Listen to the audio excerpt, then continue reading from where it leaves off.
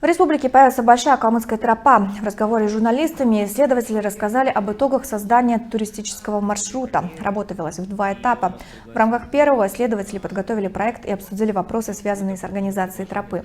Далее эксперты прошлись по территории будущего маршрута. Большую роль в формировании путей отвели местным жителям, которые показали живописные места в республике.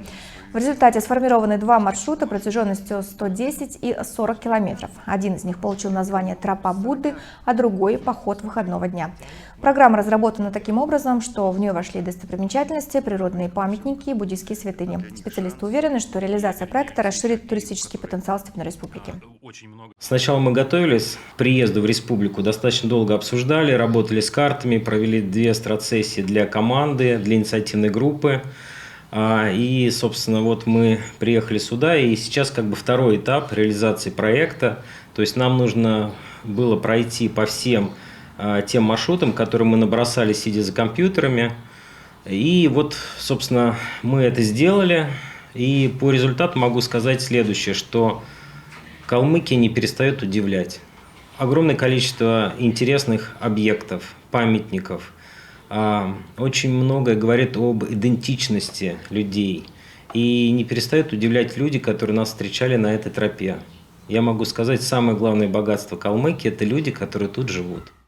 Знаете, все получилось, на что мы рассчитывали. То есть изначально мы нарисовали 1 двухдневный маршрут через, как называется, поход выходного дня, маршрут выходного дня, поход через Троицкое и Ички-Киноз, да, и большой маршрут, длинный 5-дневный, 6-дневный маршрут из Элисты до Аваты. Мы в общей сложности 350 километров находили и наездили.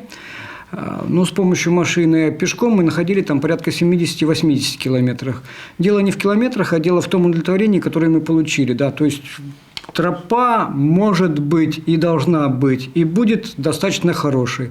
Это степная калмыцкая тропа. Но у меня есть еще одно название – тропа Будды, да? Потому что, ну вот как я ее вижу, понимаете, решать вам, да?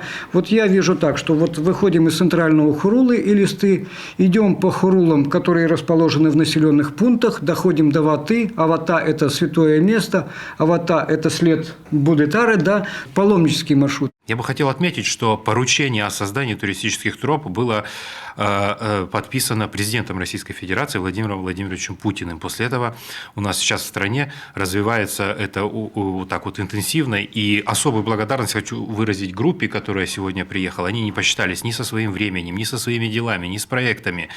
Практически бесплатно проходили по всему этому маршруту, сделали столько работы, и еще целый месяц будут потом анализировать все это. Поэтому низкий поклон и сердечная благодарность вам, тем, кто вырвался из Москвы и даже из Екатеринбурга и сюда приехал для того, чтобы помочь Калмыкии создать этот маршрут.